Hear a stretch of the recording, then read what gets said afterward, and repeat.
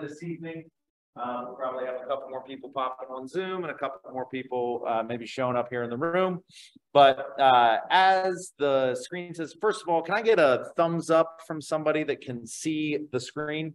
Are you seeing my name, position, number? Not in the room, on the Zoom. I want to make sure it's shared right. Or somebody just drop in the chat and let me know that it's working. All right, thank you, team. So my name is Michael Rapaski, and I'm the team leader and CEO of Keller Williams Greater Metropolitan. In my role with the company, I help agents find their way into our organization. I help those agents succeed once they're in our organization, and I help our teams grow. So one thing that we do to help our teams grow and help our agents succeed is really demystify this whole thing around real estate teams. What does it look like? What does it mean to be a part of one? What does it mean to start one? What does it mean to join one? So on and so forth. So all we're going to do tonight is just work through some Q&A or some slides and then some Q&A on what are real estate teams? What's it all about? What does it mean to be a part of one, right? So getting underway, I know that we've got some Keller Williams agents on the Zoom. We've also got some folks from other brokerages or that haven't maybe decided on real estate as a career or to join a brokerage yet. And so I wanted to start by just providing a little bit of information on who we are. Keller Williams is an international company operating in 59 countries around the world with about 220,000 agents. 180,000 of those agents are in the United States. Probably 15 to 20,000 in Canada, then 20,000 spread throughout the world. Keller Williams is the largest real estate company in the world. We have more agents than any other company. We close more units and close more volume than any other real estate company in the world. Keller Williams in Ohio is the #1 brand. In Northeast Ohio, it's the #1 brand. And this office, Keller Williams Greater Metropolitan, which in it's all right. We had Chris Burns joining us in both formats. Keller Williams Greater Metropolitan, which includes our Pepper Pike and Rocky River locations, is the #1 Keller Williams office in the world. So out of 900 offices, we rank #1. And that is due in a large part to our great teams, our great agents, our great coaching programs, and everything that our wonderful agents do and achieve for themselves. So that's who Keller Williams is, right? And for those of you who are not with the company or not yet in real estate, why is that important? It's important really because we're a company of models and systems, right? So it's not that Keller Williams is this great company because of stuff happening in California. There's awesome stuff happening in California. There's awesome stuff happening in Dubai. There's awesome stuff happening here in Northeast Ohio. And it's repeatable and scalable, right? So biggest company in the world, biggest company in Ohio, biggest company in Northeast Ohio, and #1 office in the north and Northeast Ohio.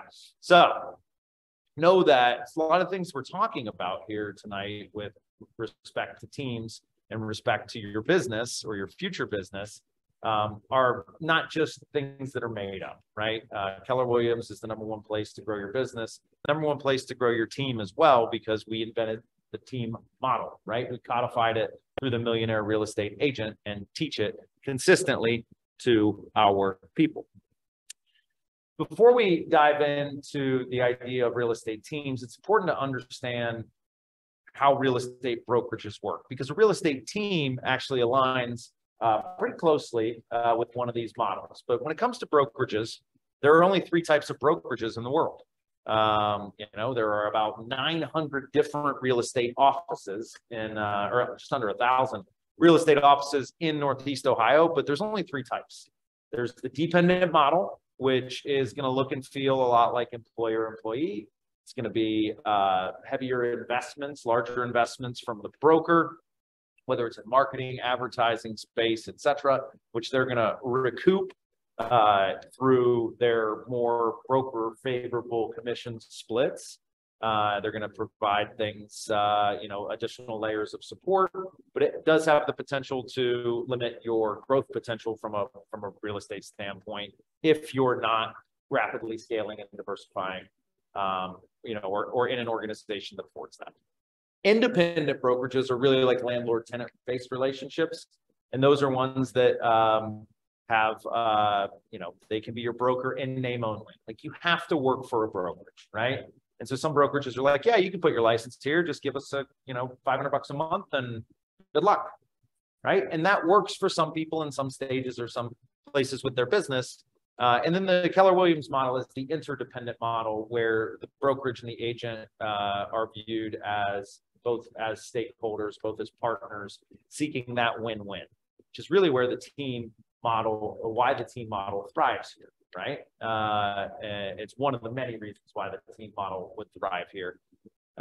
With respect to teams, they operate as, in many ways, a brokerage within a brokerage, right? So they're going to have additional layers of training, education, support, leads, accountability, more hands-on, more structured, and there's a different commission structure, right?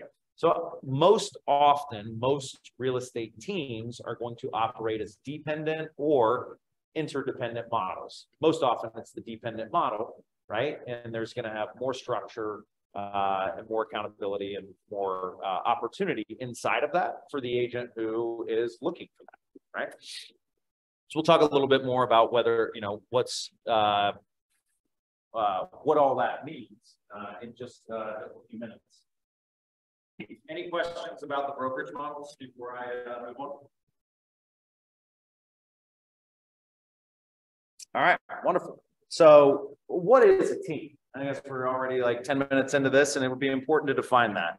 Well, a team is going to start with a rainmaker or team leader or team owner, CEO, or whatever the heck you want to call it, right? But essentially, it is a person who builds a successful business and then is scaling that business. And then they're going to go out, they're going to hire some administrative support or some transaction coordination support, and they're going to continue to scale their business. But at a point, it is going to be, there's a point of diminishing returns in the scaling of that business because they're only one agent, right? And so they've got this big business models and systems. They have an abundance of opportunities or an abundance of leads that they can't service or they aren't servicing at a high enough level, right? So they're going to then add administrative support. Once they hit that ceiling again, even with my transaction coordinator, even with the the marketing and database coordination and the administrative support that I have, I once again am finding myself in a position where I can't service all my leads. It's only after that administrative support that they would go out and hire an agent and say, hey, here's an opportunity to plug into the models and systems and support that I have for my business, potentially work the leads that I can provide, and then share in a portion of the commission. That's all it is, right? Teams, the first team started in that very same way. Now, there are ways to get there more rapidly today than there were 20 years ago with the advent of internet leads, SEO, and a bunch of other things. But at the end of the day, a rainmaker has strong models and systems. They have training, support, education, coaching, accountability, marketing, all those elements. And an agent plugs in, reaps the benefit, and closes business as a part of that team. So, and those are things that a team will structure for their unique value proposition. Just like you, when you go out on a listing appointment or you're working with a buyer, there are elements of who you are and what you do that are your unique selling proposition or unique value proposition, right? There are things that Chris does that other people don't do or can't do. There are things that Justin does that other people don't do or can't do. And those are things that you leverage to get into business with more clients. A team does the same thing, right? And these are just a few examples of what a team might do to support an agent or attract an agent and get into business with an agent as a rainmaker, right? So there's a, for those of you in the chat, and then Justin, I'll get you and Chris one of these. If you indicate that you're interested, in learning more about real estate teams or joining a team, we're going to follow up with a survey to better understand, hey, of all these things that are important to you as a part of a real estate team, what's most important to you, right? Is it, hey, I need structure and accountability. Hey, I need leads. Hey, I feel like I have a big database and I can do a lot of business, but at the same time, I need the administrative support to help me through the back end, right? There are different things that are going to be attractive to different people, and different teams offer different mixes. So then what we'll do is try and make sure that, if you're somebody who needs real estate leads, you're going to a team that provides things, right? And so on and so forth. Now let's talk a little bit about teams at Keller Williams Greater Metropolitan. We have over 30 teams in our company, right? Those teams offer, if there are 30 teams, there's 30 different structures, right? There's 30 different unique value propositions, and all of them, some of them hire dual career agents, some of them don't, some of them provide leads, some of them don't, some of them provide marketing support, some of them don't, some of them require you to be in the office, some of them don't, right? So there's a lot of diversity there, which we love, right? Because while there is a model and system that, is followed to create a team, the actual implementation of that model and the system is going to be colored by the personalities and the people that are running them. Some of our teams, all of our teams are very successful, and some of our teams are, #1 team in the state of Ohio, top 10 team in the country, winning awards at the national and regional level for Keller Williams, right? It's not just stuff that's just thrown together and we hope people close business, right? These are high functioning groups that are closing hundreds of millions or tens of millions of dollars in real estate every single year. So let's talk about some things to consider around whether or not a team could be right for you, right? These are just a few questions that you might want to ask yourself, right? What's the level of accountability that I desire? What's the level of accountability that I know I need to be successful, right? What's your current availability to practice real estate? What are your strengths, right? What are you good at? What are you not good at? What do you need opportunities, or where are you struggling with the business? And then if joining a team could alleviate that, then it's worth exploring, right? If it can help your business, it's worth exploring. And we're going to go through some math on the whiteboard here in just a bit to help you understand how a team is maybe one of the highest representations of a win-win in our culture. But it's really important. I consult a lot of agents who want to know, like, hey, should I join a team, right? Or how, will I make more money on a team? And I'm a data guy, right? I spent a decade as a financial analyst, just jamming through spreadsheets. And so I kept getting that question early on in my career with Keller Williams. And so I just pulled the numbers. I looked at everybody who joined this company in the last 3 years. And I said, give me the people who were individual agents and people who were team agents, right? Starting their careers. Then give me the top 10% of each group, right? Because listen, averages in most things are liars. And averages in real estate especially are misleading because the average agent's like the average deal, right? Monica, you've closed over 100 transactions in your time with this company. What's an average deal look like? Yeah, you couldn't describe it, right? It's like the average American or the average citizen of the world, right? They're all different, and we love them right where they are. So look at the top 10%. The reason I say averages are liars, especially in your first year in business, is, Justin might have got his license 6 months ago and is just now in a position where he can really start leaning into the opportunity, right? So that's going to put him at like closing his first deal 6 or 7 months in, versus somebody who comes in and starts right away and closes their first deal in, 18 weeks. When you look at all the agents in their first year who are individual agents and all the agents who are team agents in their first year, and you take the top 10% of the performers, right? They make the same amount of money, right?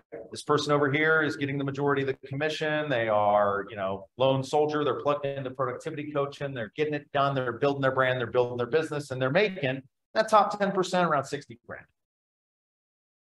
Over here, plugging into marketing, support, database, technology, leveraging all that stuff out as an additional commission split with the brokerage, or excuse me, with the team that they're on, making about 60 grand.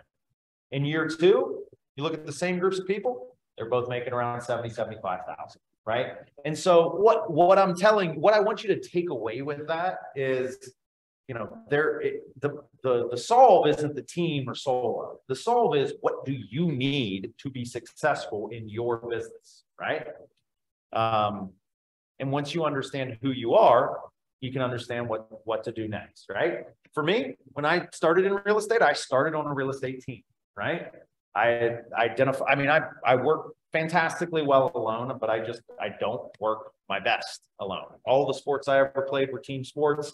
What I want to do is I want to be around people that are winning. I want to be around people that are working. That'll help me work harder, perform at a higher level, plug into culture. I got all those things at a very high level as a part of a real estate team, right? So that's why that was important to me. I found a lot of success as a part of that real estate team.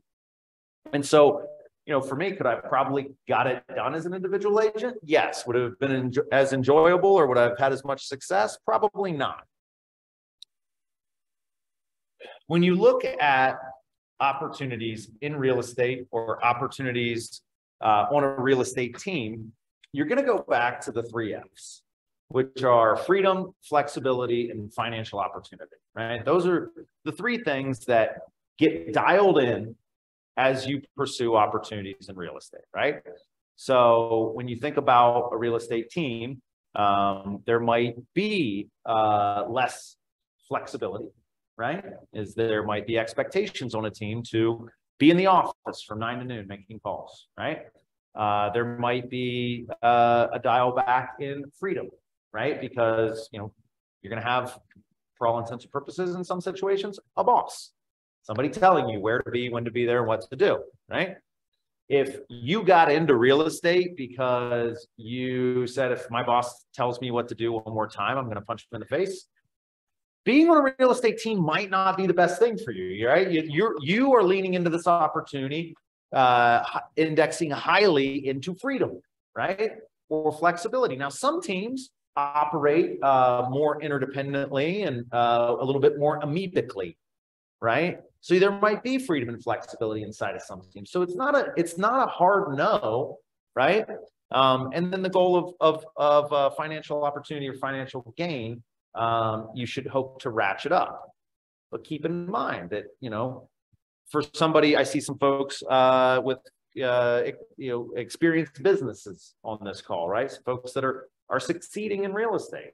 Well, they might plug into a team to actually, you know, create more flexibility in their schedule, because there's more leverage where they're just, you know, they're going to get up, show up, do the work.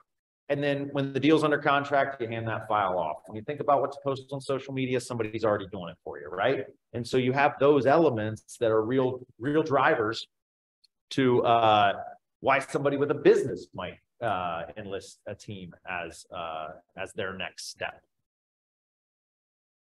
So let's take a look at how commissions work, right? Because this is, you know, when we talk about financial gain, everyone starts doing their math in their head, figuring out how they're going to spend the next $100,000 they make.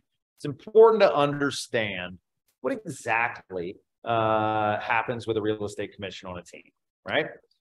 This is a $10,000 commission, right? Now, some teams have 55-45 in favor of the team, and or in favor of the rainmaker. Some have 55-45 in favor of the agent. Some, you know, there's all these different versions, right? Some teams say, if you bring the lead, it's this rate. If I give you the lead, it's this rate, right? All the models that exist, it's very likely that you're looking at a 50-50, right? On most of your transactions. So $10,000 commission comes in. 5,000 goes to the rainmaker, 5,000 goes to the agent, right? And then each of those individuals have their respective splits with the brokerage. So in this model, 5,000, 5,000, both of these individuals are uncapped. So they're going to contribute $1,800 to the local office in KWRI and keep $3,200. Now the difference is As an individual agent or a rainmaker, your cap is $18,000 to the local office and $3,000 to the international office. As an agent on a team, your cap will be as high as $9,000, as low as $5,000, depending on the number of agents in that team, right? So while you still will have a relationship with the brokerage in terms of the split, your maximum that you would pay in is lower. Again, creating a win-win, right? The less of a draw on resources to the brokerage as a result of being on a real estate team, right? It's very likely that if, you were to join XYZ real estate team, your, first line of defense for sticky problems is going to be your rainmaker, not me or the broker, right? And so we reduce the cap as a result of that, understanding that, yes, you have a financial relationship with the team. You go ahead and, it's an opportunity to make more money more quickly. I'm going to pause there. Any questions about that? Anyone want to, anyone who is, maybe you're not familiar with Keller Williams, not a Keller Williams agent, I can explain that in greater detail, but, when you're capped, right? And so in this model, if both the rainmaker and the team agent are capped, they just each get checks for $5,000.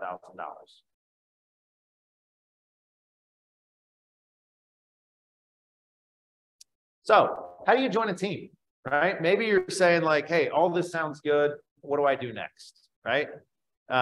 First thing you do is just let us know that you're interested, right? Fill it out on the form, send me an email, send Julia or Carrie an email and say, hey, I'm interested in learning more about real estate teams. What we're going to do then is we're going to send you a survey and you're going to complete an interest form, basically. And it's going to be those things that, hey, what's your real estate schedule look like? Right? Are you full-time? Are you dual career? What's it mean to be dual career? Well, I can work evenings and weekends. Or, hey, I'm a nurse. I work 3/12s. And then I've got, 4 days in my week, right? Let's get that stuff sorted out. We're also going to have you take what's called the Keller Personality Assessments. The KPA is a tool that evaluates 10 different personality traits for an individual and then builds a profile around it. No different than Myers-Briggs Type Indicator, a Strengths Finder, or a DISC assessment. It's just specifically built for real estate, right? So it's a really powerful tool to understand your tendencies and your proclivity for success as an agent on a team or in specific roles. So we're going to have you do that. And then we as an organization are going to say, all right, here's Stepan.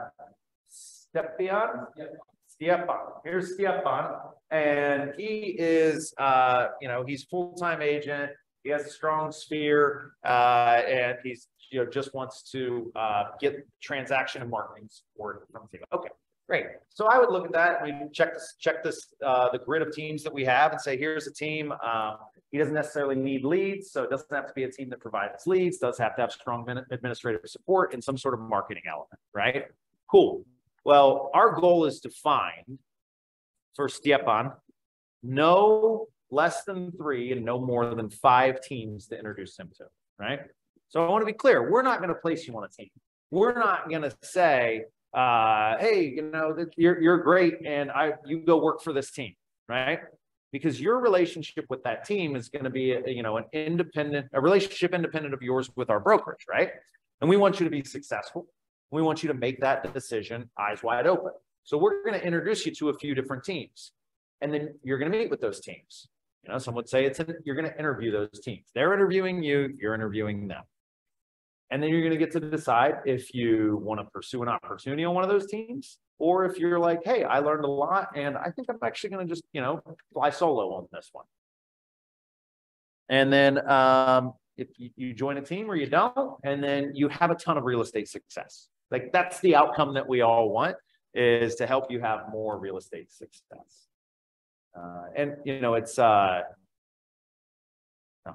talk more about that in a minute. And look, when you join a team, you are, it's not a marriage.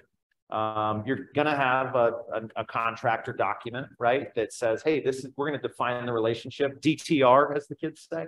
And we are, it's, hey, what are the expectations of being on this team? What are the what do you need to bring to the table? What happens with leads? What happens with the contacts in your database? Do you put them in our database? What happens with how does the commission split work? All that's going to be defined. The other thing that's going to be defined in here is what happens if we want to break up, right? What's this is like, part of it, it's the prenup element of this. And it's important to read that, understand that, and talk about that. But you want to, if you're on a real estate team and you're not getting what you need, or you're not finding what you want, or maybe you're on a real estate team for 5 or 6 years, and you're like, okay, I'm gonna go do this on my own. Happens every day. Not every day, but it happens very frequently, right? Agents join team, agents leave team, agents leave team, become individual agents, succeed as individual agents, and start their own team. We have multiple teams in this market center that went through that life cycle. Somebody joins a team, finds success, successful as an individual agent, so successful as an individual agent, they end up building their own team, right? And it's in our culture that when they're building their team, their former rainmaker is likely helping them and teaching them, and they're learning together. So it's a really, really cool thing. But if you decide you want to end the relationship, we're going to have you talk to your rainmaker and just do that as an adult, right? Hey, it's not working out, or hey, it's been great, I'm going to go do this other thing. And then you don't have to leave the market center. You don't have to leave the company. You're not going to be shunned. Like I said, it happens every day. Happened twice this week. No big deal. And people just go on building their real estate business and helping all in the same way. And that's why it's so important that we, have those, we define the relationship. We talk about these things in advance. That way, when, if things don't work out the way that we expect them to, we shake hands, we walk away, we try again. So next steps, if you're interested, fill out the half sheet, check the right boxes, go into if you are joining us as a part of the Zoom, there is a link in the chat. I'm going to drop it in one more time. Please fill that out so that we can follow up with you and get you everything you need. We're then going to follow up, get that agent interest form and the Keller personality assessment KPA sent to you. And then from there, we're going to start introductions to teams, right? That whole process will take about 10 days, 2 weeks, right? And look, at any point, like, you're not obligated to do anything. You're not committing to anything. You're just exploring, right? And if it's not a team, we have great coaching programs on the East Side and West Side that, provide elements of training, education, support, and accountability in different ways. That you might just say, hey, maybe instead of joining a team, I just take advantage of this awesome resource that is productivity coaching. So I'm going to do one example on the whiteboard, and then I'm going to open it up to questions, comments, concerns, smart remarks, and physical threats. Right? So bear with me for a second, Zoom friends. I'm going to stop the share, and I'm going to reposition you so that you can see the whiteboard a little bit better.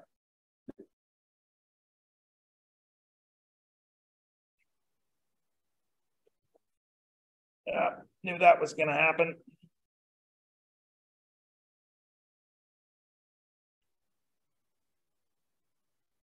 All right, you got me, team? Can somebody give me a thumbs up in the chat if that's looking as good as I think my haircut does? The joke. Usually people laugh at my jokes. I don't know what's going on tonight. Ah, come on. All right.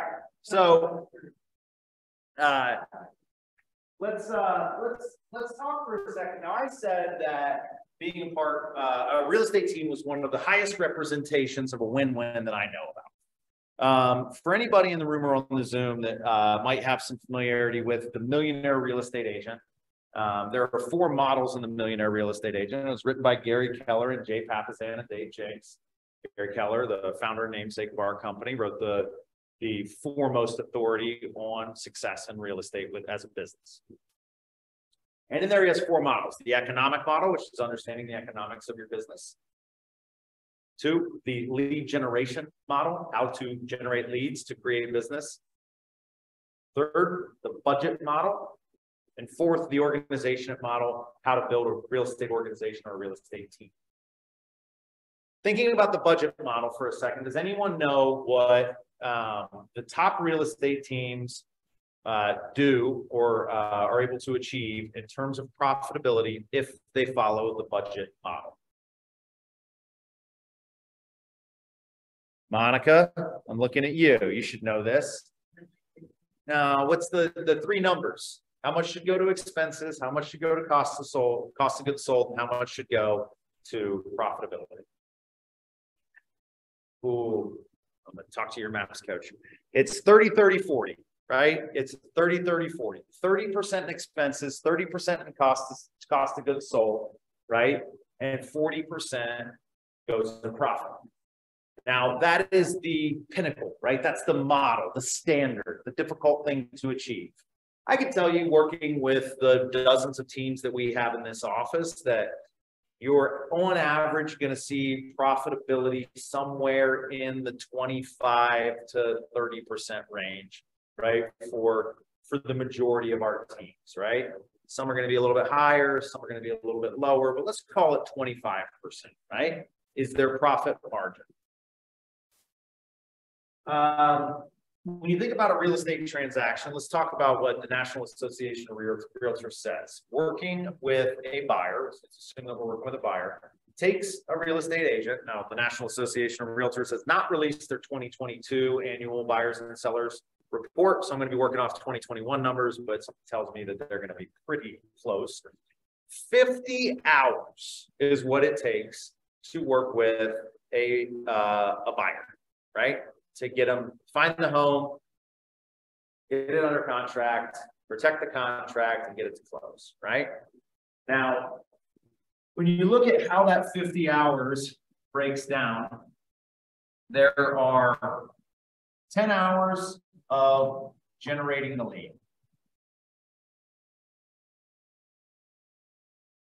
And there are 20 hours of finding the deal and getting it under contract, right? Writing the offers, negotiating on the front end. And then there's 20 hours of what we call contract to close. Now, the average real estate commission in Northeast Ohio is $5,000, right? Now, if I make $5,000 for 50 hours of work, what's my hourly rate? $100 an hour, right? If you would have told the 12-year-old version of Michael Rapaski that you could make $100 an hour someday, he'd have told you you're crazy, right?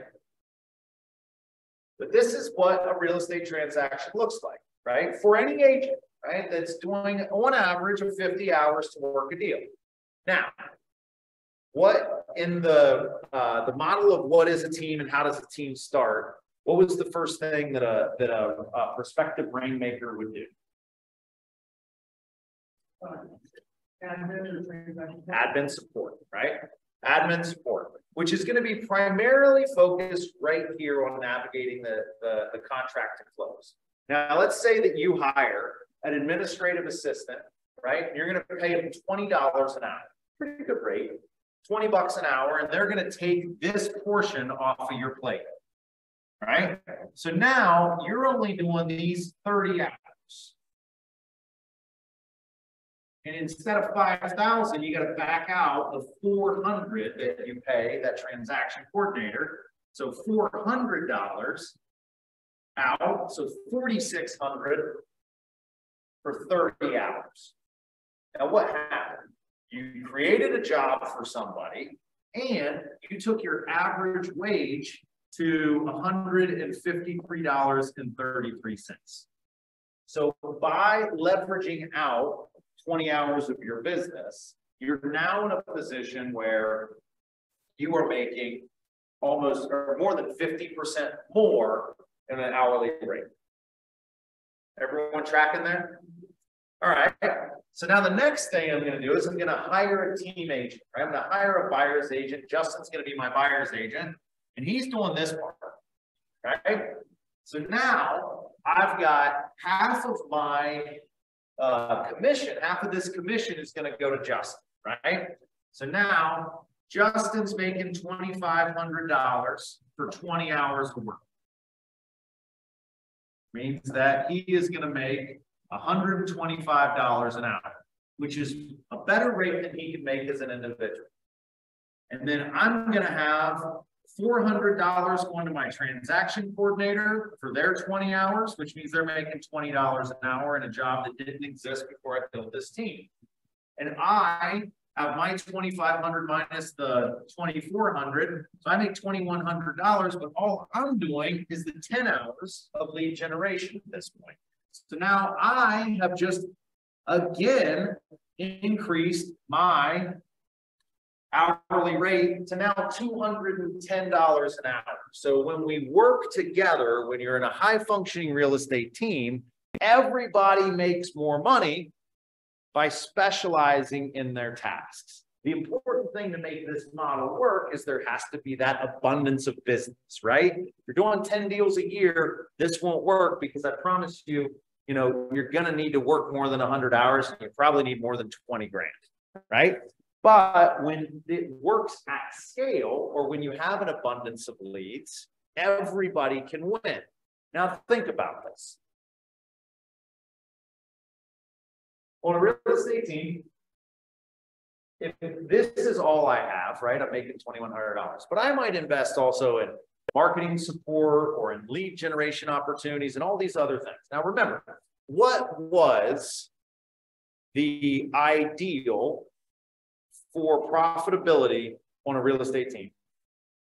As a team owner, what was it? 40%, right? So let's say I do 100 deals like this, right? So I got $500,000 of revenue, right? And I'm going to net out 40% of that, which is $200,000. That would be a high-performing team that is following the model. The Rainmaker is going to make $200,000, right? What if, as a buyer's agent, you did all 100 deals, right? What are your expenses as a buyer's agent?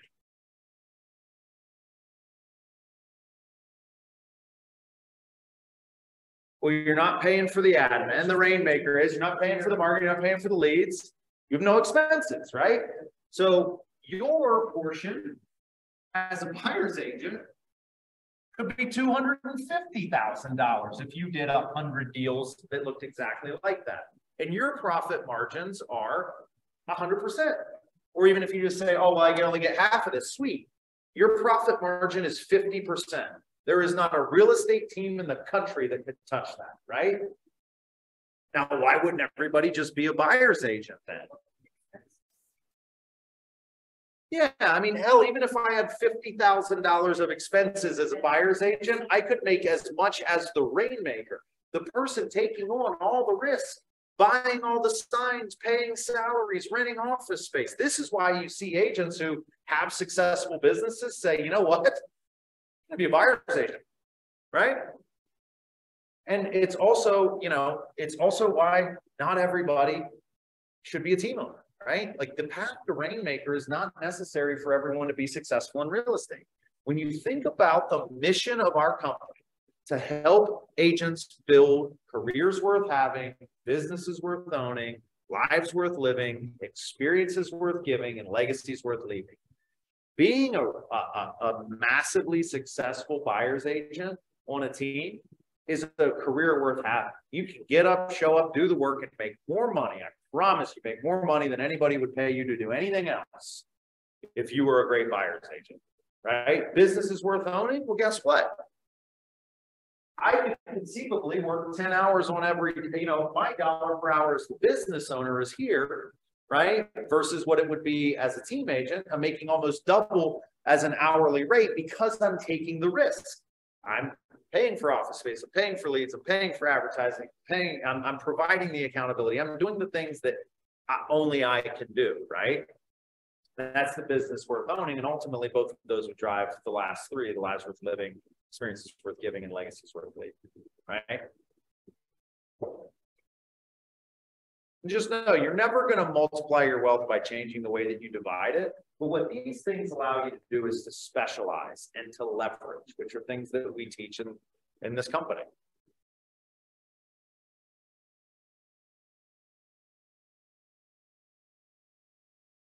Is that track? Good. You know, when teams are operating at their highest level, you know, I always say that this real estate transaction right here, there are 176 tasks that a real estate agent could do or should do or might be asked to do throughout the course of a single real estate transaction. How many of those tasks require a license? How many? Anybody know? No. 10. 10 of them require a license, right?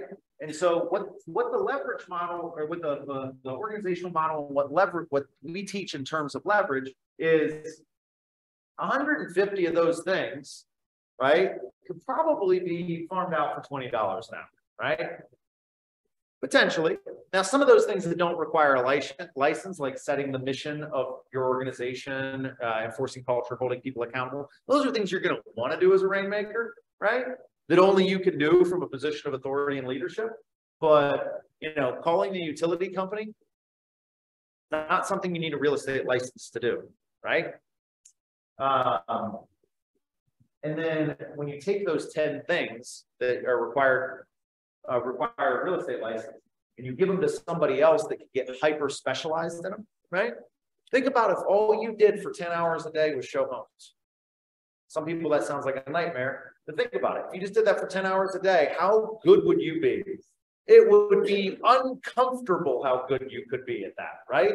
But that's, you know, that's where you see, you know, opportunities for people that are selling 50, 60, 70, 80 homes a year as a part of a team, because they're like, okay, you know, after, you know, just like we, you know, I always joke, you know, you write your first few contracts, like first time you write a contract, nervous, terrified, scared to death, right? You're going to jail. I know I'm going to jail for writing this contract, right? I'm going to do something wrong. By the time you write your 5th contract, you're doing it at 9:30 at night with a glass of wine in your hand, sitting propped up in bed because you're comfortable. Guys, there are only 30 bubbles on the contract. 2 of them are your freaking name. Right? There's not a ton. Now you got to understand it, but as soon as you do, right, it's muscle memory.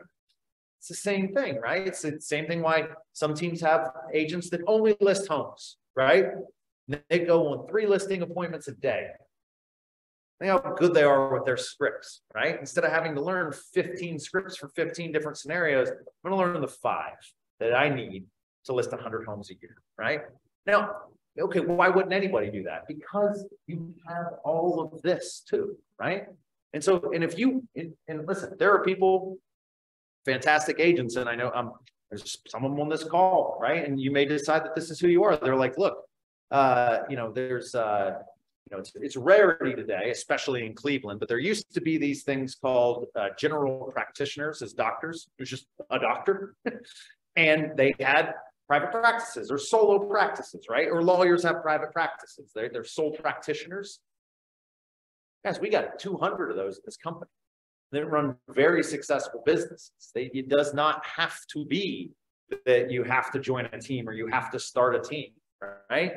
You could sell, you know, 18 homes a year doing all 50 of these hours. Now think about this, 50 hours for a transaction, 18 homes is 900 hours. That's less than 20 hours a week, right? And you get 8 weeks of vacation.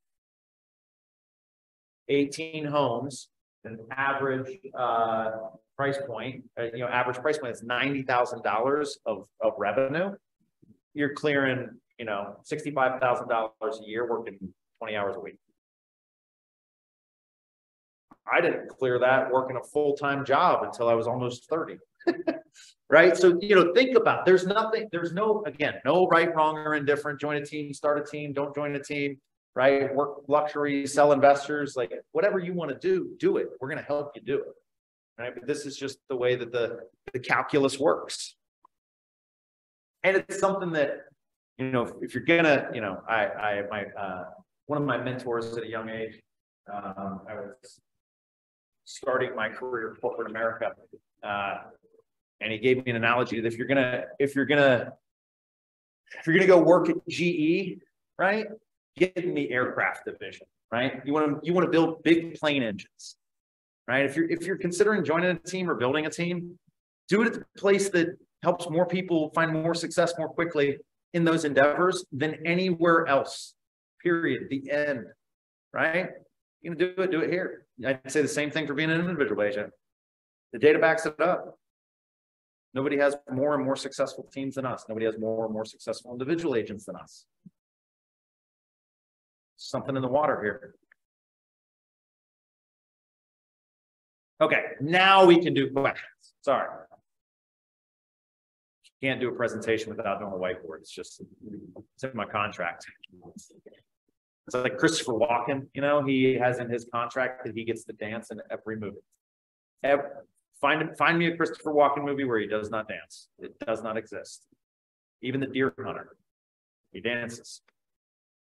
All right, questions?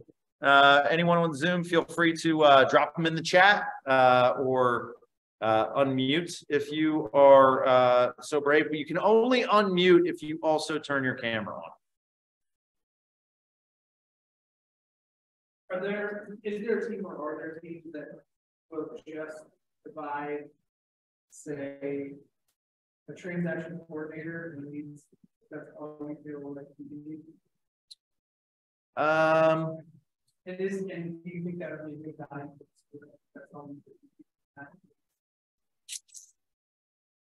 Yeah, so nothing jumps off my mind. I mean, like most every team is going to provide some level of transaction coordination. Now, how intense and aggressive that is, some teams, as soon as the ink's dry on the contract, you're done.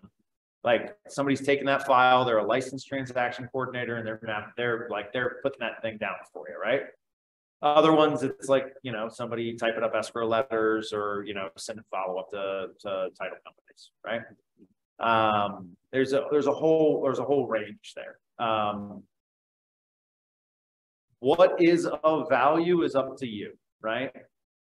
Now, there are 5 things that I coach our teams on providing, right? There are 5 things that I think are going to amalgamate into a unique value proposition.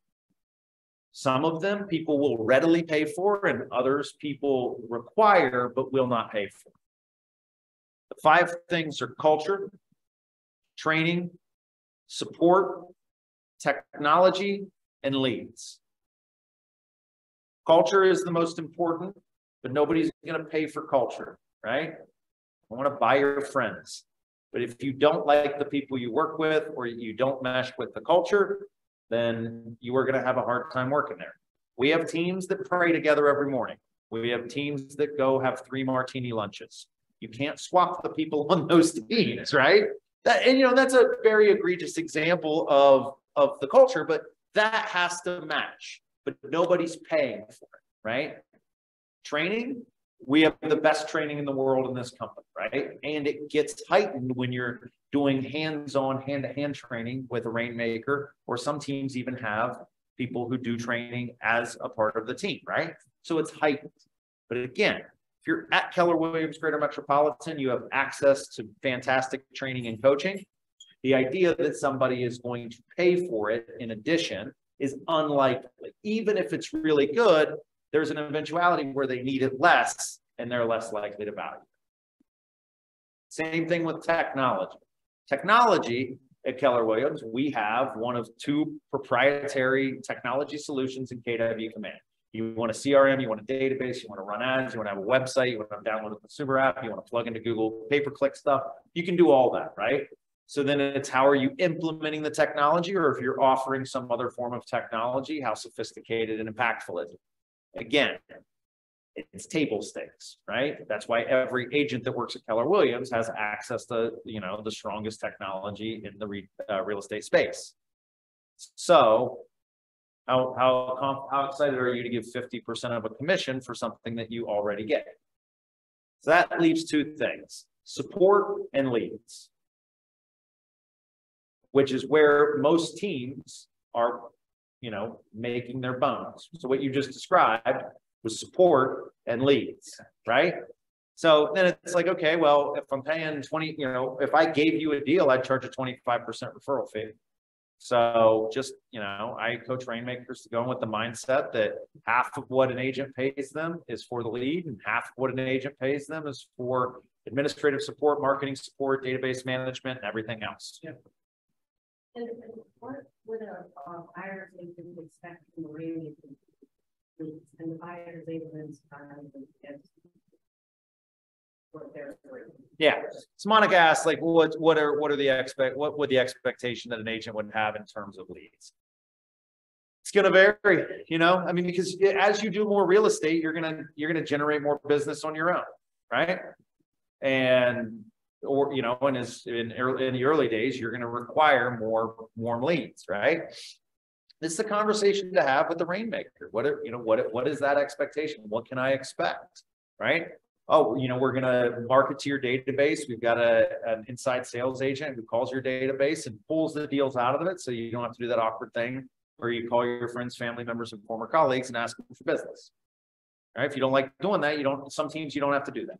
Other teams, it's like, hey, listen, we have really strong model systems and scripts that you have to use. So bring 200 names, sit down in the chair and start calling them and saying these words.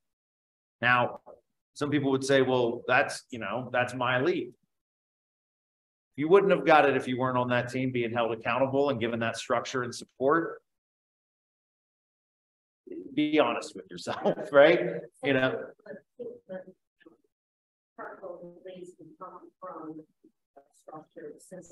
Yeah. Yeah. Yeah. It's not like, hey, you know, here's today's pre-approved buyer all the time, right? But you know, look, for a lot of people, the lead generation support is coming through accountability and models and systems, right? Like if you had to go hold an open house, Bernsey, you'd probably hold a pretty good open house. If you held an open house for, you know, one of our top teams, they're going to require, you know, a 7th level open house and 22 signs all around everywhere at a mile and balloons and calling your database and running a Facebook ad and doing all these things that will ensure that 1 to 2, if not 3 ready buyers walk in. And guess what? When they walk in, they're your clients. Right. So I think that, you know, and I go round and round with Rainmakers about like the idea that, oh, if, you know, somebody brings their own deal, should it, you know, they get a different split and all that. I said, you know, my advice is, and not many people take me up on it, it's just like do everything at the same split. Because the moment that you as a buyer's agent have to decide which lead is more valuable is the moment that the model fails. So, you know, those are all questions to ask, right? So again, modify the leads. You get a lead. Yeah. Like 3 months, they're ready. Sure. To go. That's yeah. Yeah. Yeah. Expecting when you follow up, understand how generate business. Yes. Okay. Yeah. And look, there's a dozen different ways to do it. Some people, you know, you don't get the client until they're ready to go because they go back into being cultivated by somebody else, right? An inside sales agent or something. Or, you know what? You know, some teams have a pond of 10,000 old leads that you fish in every day. And if you pull something out of that pond, you go sell it, and that's your lead that you earned through your team, right? Say you have generated numbers.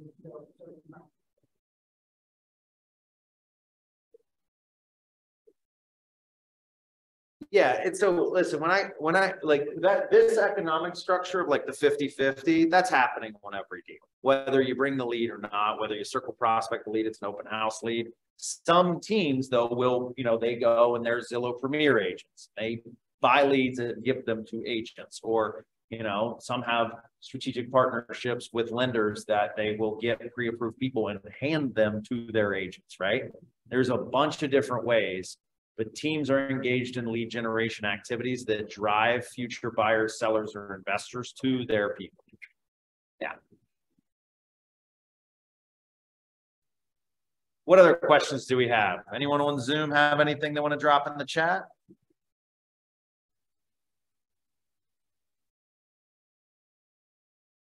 What didn't I answer? What didn't I cover that you thought I would? What other myths or misunderstandings are there related to teams? How many teams are there? About 30, give or take, you know, all in various stages of development, right?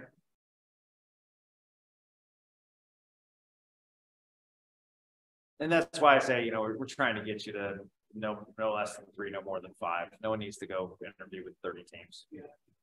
You know, geography is going to impact it, full-time versus dual career and needs, like, you know, the funnel and who's hired. Not every, we have 30 teams, but I would say, you know, 18 of them are probably hiring. You know, there's a dozen that are like, nah, we're good. Yeah. You know what I mean? Some only hire experienced agents. Like some want you to do half a dozen deals before, you know, so that you know your way around a transaction.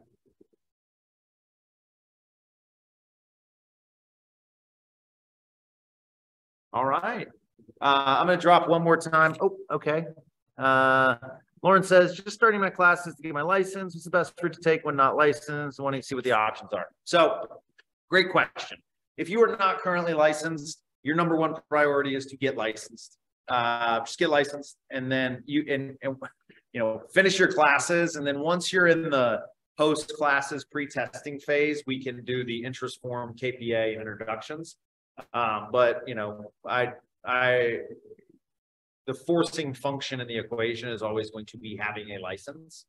And so if you don't have a license, focus on getting that, and then, you know, we'll get you fixed after you're well on your way there. She said it made sense. Thank you. I thought so too. What are some interesting value propositions that some teams are using? If we see a really bring value to agents that, you know, are using for really, you know, some are, so the question from Bernsey was, you know, what are some things that teams are doing that are truly unique value propositions or doing things differently? You know, I think that, you know, it's the model for great teams looks a lot like the model for our brokerage and with respect to, like, you know, some people want to be in business with Keller Williams Greater Metropolitan because we're number one, because we have the most people, because we have the most diversity, because we have strong communities, because we have great training, because we have outstanding coaches, right? The same is true for teams, right? You know, the opportunity to, you know, sell, you know, certain areas, right? Or like, hey, this team sells luxury, right? Or this team, you know, this person does a ton of units and there's a ton of opportunities, you know, like it all gets dressed up as opportunity, but opportunity for more business, a certain type of business, coaching, training, support, consistency, growth, right? So it, you know, hard to say like this is the best value proposition, because like there are, I mean, I always joke that if I would, you know, if I were to leave my post as the leader of the company, I would join a real estate team, right? Because of this math. And I would just, you know, go sell 100 homes a year and make my $250,000 and be done with it. That's cool, right?